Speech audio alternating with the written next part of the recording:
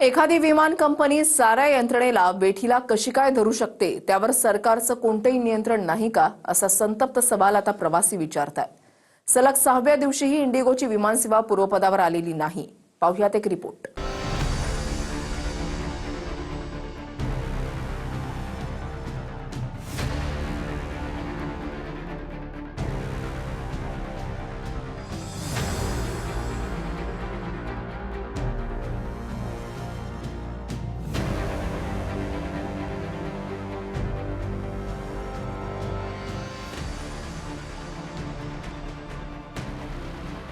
तब्बल 5 दिवसांपासून इंडिगो विमान कंपनीचा गोंधळ सुरूच आहे। शनिवारी 800हून अधिक विमानं रद्द झाली आणि 6व्या दिवशी अनेक प्रवाशांना याचा फटका बसलाय।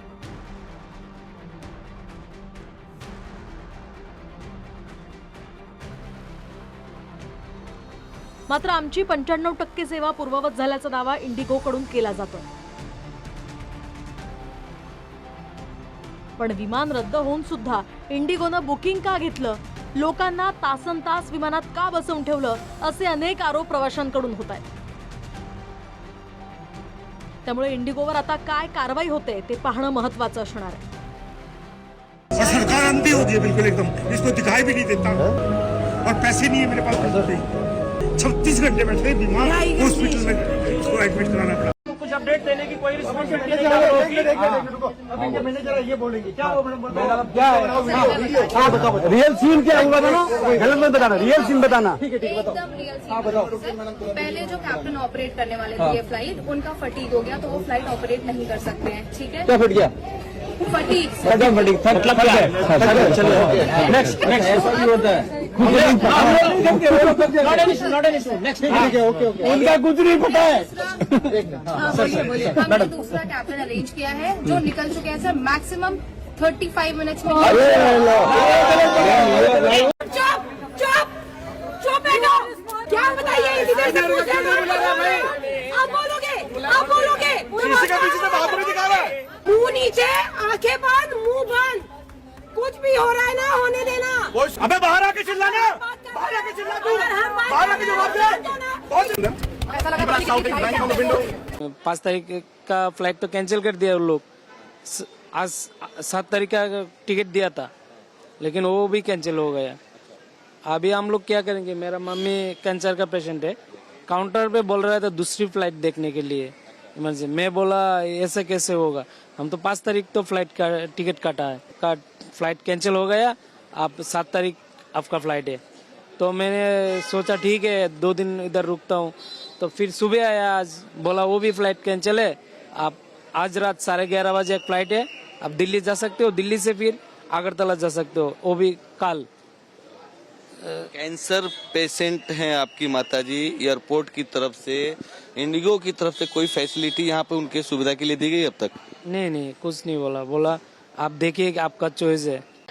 सर इंडिगो पे ट्रस्ट रखो, ये थोड़ा टाइम है, हो गया है, लेकिन ये बैक टू नॉर्मल हो जाएगा। जितना जल्दी होने जाएगी उतने जल्दी हो जाएगा सर। पूरा ट्राई कर रहे हैं सर हम बैक टू नॉर्मल करने के लिए सर। जी चेक कर रहे हैं सर, अभी वो चेक करके बता रहे हैं। जो भी कनेक्शन बैठेगा, अगर कोई कनेक्शन से बैठ रहा है तो वैसे करेंगे, या फिर डायरेक्ट है तो वैसे करेंगे।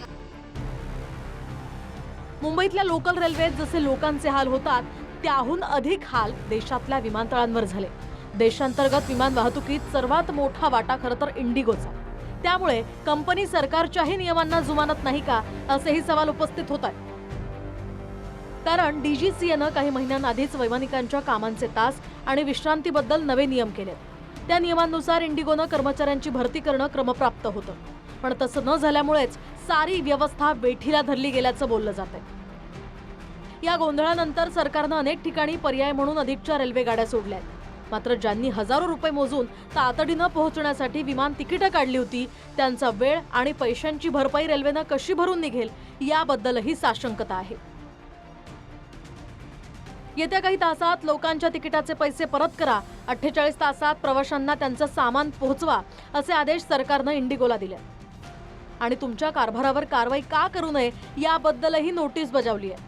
मात्र या दरम्यान इतर विमान कंपन्यांनी अक्षरशः 5-5 पटीनं तिकीट आकारून जी लूट केली त्याची जबाबदारी कुणाची असेही प्रश्न विचारले जात आहेत। मागच्या 2-3 महिन्यामध्ये करण्याच्या तांत्रिक गोष्टी होत्या, त्या वेळेत न केल्यामुळे ही परिस्थिती निर्माण झाली. पायलट असोसिएशनने ही मागणी केली होती की 10 तासाचा आमचा जो टाइम आहे तो कमी केला जावा, तो 8 तासाचा केला जावा. आणि म्हणून ताबडतोब DGCAनं सर्व विमान कंपन्यांना तसे निर्देशही दिले, परंतु इंडिगोने मात्र त्याच्यावरती कुठलं काम केलं नाही. पायलटचं आणि क्रूचं असलेलं संख्याबळातली कमतरता आणि 2 तास कमी झाल्यामुळे त्याच्यामध्ये अधिक कमतरता मनुष्यबळाची निर्माण झाली. आणि म्हणून मागच्या 1 नोव्हेंबरपासून जे 4 दिवसापूर्वी या मधल्या काळामध्ये हळूहळू हा सगळा ताण त्या व्यवस्थेवरती वाढला आणि पूर्ण यंत्रणा कोलॅप्स झाल्याचं आपण सगळ्यांनी पाहिलं.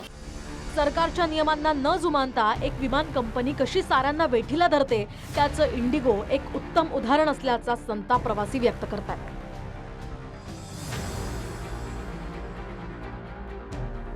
Bureau report, TV9 Marathi.